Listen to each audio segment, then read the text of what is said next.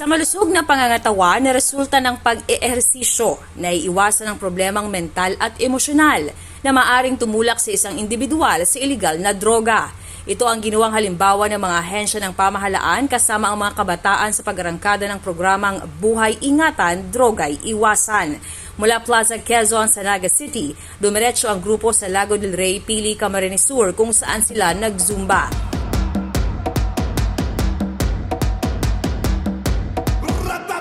Programa ang bida ng Department of the Interior of Local Government sa kautusan ni Pangulong Ferdinand Marcos Jr.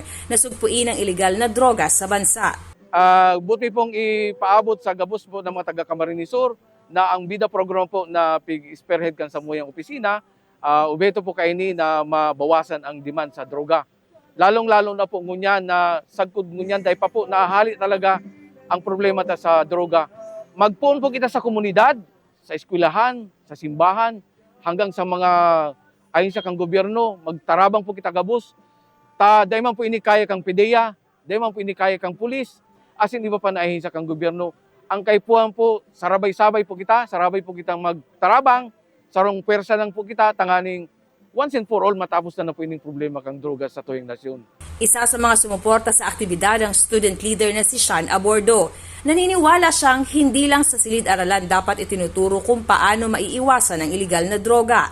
Mag-uumpisa rin aniya ang kagustuhang maiwasan ito sa sarili mismo. Iwasan natin ang droga sapagkat ito ay talagang mayroong impact na ikakasama ng ating buhay.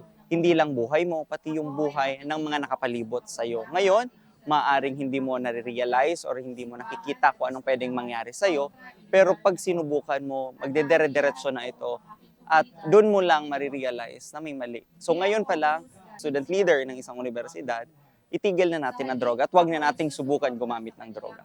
Pinangunahan ng DILG ang paglagda sa unity statement para sa programa. Buhay ingatan, droga'y iwan. Bida ako, bida tayo! May Dimaano, CSN.